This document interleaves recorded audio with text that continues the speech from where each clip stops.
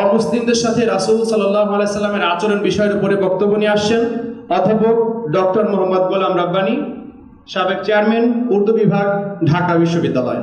আমরা রাসূলুল্লাহ সাল্লাল্লাহু আলাইহি সাল্লামকে পেয়েছি আমাদের নবী হিসেবে, আমাদের আদর্শ মানুষ হিসেবে।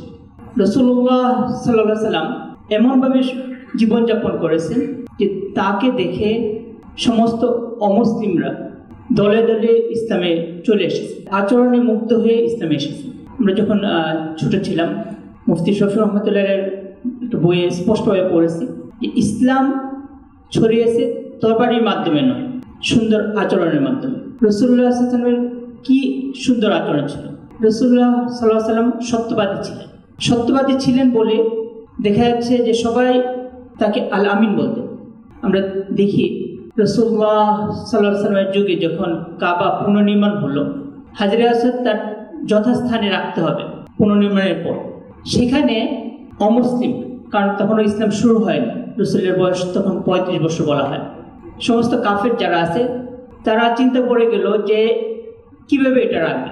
প্রত্যেক গোত্র চাচ্ছিল যে আমরা রাখবো, তাহলে আমাদের সম্মান বাড়বে। আরেক গোত্র সে বলতেছিল আমরা হাজরে আসওয়াদ রাখবো, তাহলে আমাদের সম্মান বাড়বে।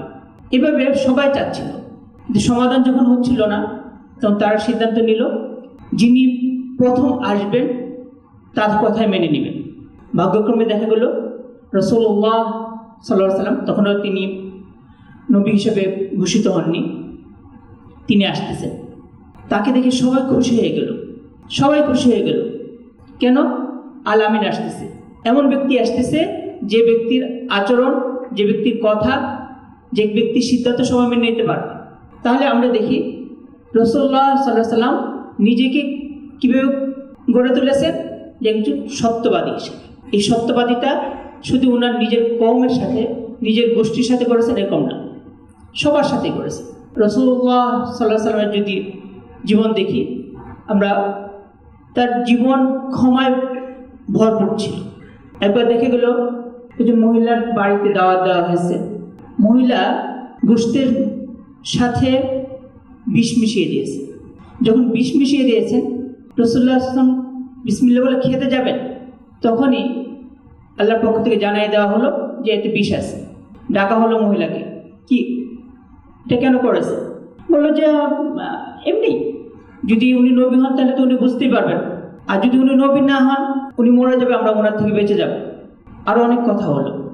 সাহাবায়ে কেরামের কেউ কেউ চাইলেন যে তাকে এর দায়ে হত্যা করা হবে, রাসূলুল্লাহ সাল্লাল্লাহু আলাইহি ওয়াসাল্লাম তাকে ক্ষমা করে দিলেন। রাসূলুল্লাহ সাল্লাল্লাহু আলাইহি ওয়াসাল্লাম যদি তখন চাইতেন যে তাকে মেরে ফেলা হবে, মারতে পারতেন, তো মারেননি। আমরা দেখি মক্কা বিজয়ের সময় যখন রাসূলুল্লাহ সাল্লাল্লাহু আলাইহি ওয়াসাল্লাম বিজয়ে বেশি আসলেন, যে মক্কা তার উপর অনেক অত্যাচার করেছে, অনেক নির্যাতন করেছে।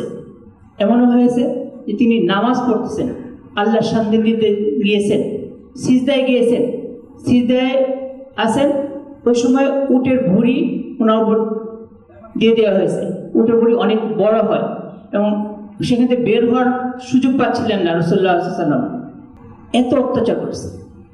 সেই অত্যাচারীদের এখানে যখন বিজয়ী হয়ে আসলেন, তখন রাসূলুল্লাহ সাল্লাল্লাহু আলাইহি ওয়াসাল্লামের আচরণটা কেমন ছিল? সবাইকে মেরে কেটে শেষ করে দিয়েছেন? না, রাসূলুল্লাহ সাল্লাল্লাহু আলাইহি ওয়াসাল্লাম তাদেরকে ক্ষমা করে দিয়েছেন এবং বলে দিয়েছেন যে যারা কাবাতে আশ্রয় নেবে, অমুক জায়গায় আশ্রয় নেবে, তাদেরকে ক্ষমা করে দেওয়া হবে। হ্যাঁ, যারা মারাত্মক অপরাধী ছিল, যাদের অপরাধের সীমা অনেক বেশি ছিল, এরকম কয়েকজনকে শাস্তি দেওয়া হয়েছিল, বাকি সবাইকে তিনি ক্ষমা করে দিয়েছিলেন। যে রাসূলুল্লাহ সাল্লাল্লাহু আলাইহি ওয়াসাল্লাম ওয়াদার ব্যাপারটা খুব খেয়াল রাখতেন। একবার দেখা যায় মক্কা থেকে কিছু লোক আবু রাফে, তখন তিনি মুসলমান হন নাই, তাকে মদিনায় পাঠালেন, একটা চিঠি দিয়ে পাঠালেন। চিঠি নিয়ে যখন আবু রাফে রাসূলুল্লাহ সাল্লাল্লাহু আলাইহি ওয়াসাল্লামের দরবারে পৌঁছানোর পর রাসূলুল্লাহ সাল্লাল্লাহু আলাইহি ওয়াসাল্লামকে কাছে থেকে দেখার পরে তার ভিতরে এমন ভাব আসলো যে ওনার কাছে মনে হলো যে আমি মুসলমান হয়ে যাই। উনি এটা প্রকাশও করলেন রাসূলুল্লাহ সাল্লাল্লাহু আলাইহি ওয়াসাল্লামের কাছে। রাসূলুল্লাহ সাল্লাল্লাহু আলাইহি ওয়াসাল্লাম বললেন, না, তুমি চিঠি নিয়ে এসেছো, তুমি সেই চিঠির উত্তর নিয়ে মক্কায় ফিরে যাও। এরপরে যখন মনে হবে যে হ্যাঁ আসলে তুমি মুসলমান হওয়ার মতো মানসিকতা তোমার এখনো আছে, তখনও আছে, তাহলে তুমি চলে এসো, মুসলমান হয়ে যাবে। যদি রাসূলুল্লাহ সাল্লাল্লাহু আলাইহি ওয়াসাল্লাম আবু রাফিকে রেখে দিতেন, মুসলমান বানিয়ে নিতেন, তখন দেখা যেত যে কাফেররা বলতো যে চিঠিবাহক যে আছে, পত্রবাহক যে আছে, তাকে আটক করেছে, মোহাম্মদ তাকে ছাড়তেছে না, তখন যুদ্ধের অবস্থা হয়ে যেতে পারত। রাসূলুল্লাহ সাল্লাল্লাহু আলাইহি ওয়াসাল্লাম সেই দিকে আগাননি, তখন কি করলেন?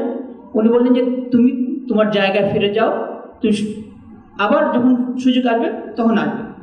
আমরা যদি রাসূলুল্লাহ সাল্লাল্লাহু আলাইহি ওয়াসাল্লামের জীবন দেখি, একটা ছোট্ট ঘটনা আপনারা সবাই জানেন।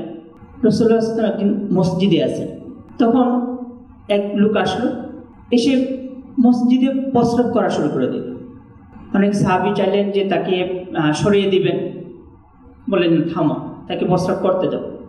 তার প্রস্রাব করা শেষ হয়েছে। শেষ হওয়ার পরে রাসূলুল্লাহ সাল্লাল্লাহু আলাইহি ওয়াসাল্লাম তাকে বুঝিয়ে বললেন যে এটা পবিত্র জায়গা, এখানে আসলে প্রস্রাব করতে হয় না, সুন্দর করে বুঝিয়ে দিলেন। এই যে রাসূলুল্লাহ সাল্লাল্লাহু আলাইহি ওয়াসাল্লামের আচরণ দেখে ঠিকই সে মুসলমান হয়ে গেল। যদি এখানে তাকে প্রহার করা হতো তাহলে কিন্তু মুসলমান হতো না।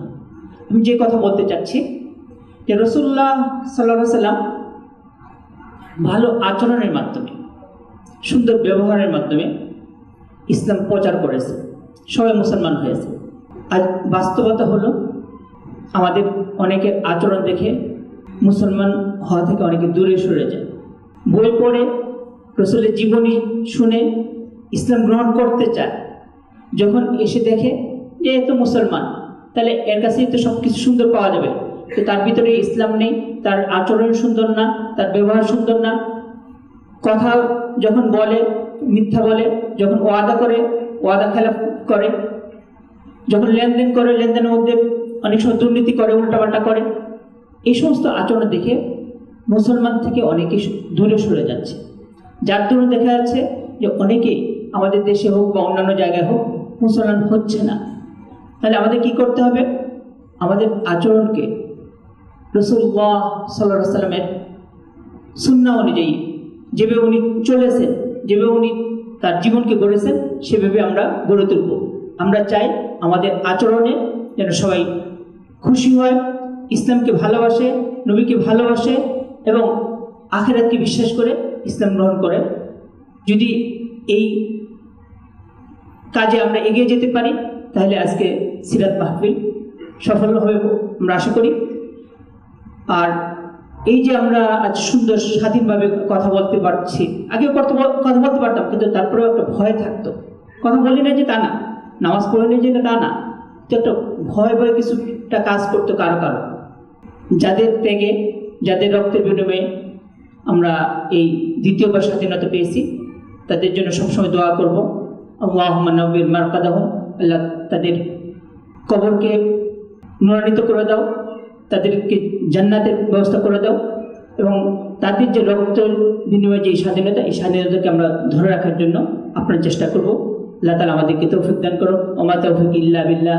আসসালামু আলাইকুম ওয়া রাহমাতুল্লাহি ওয়া বারাকাতুহু।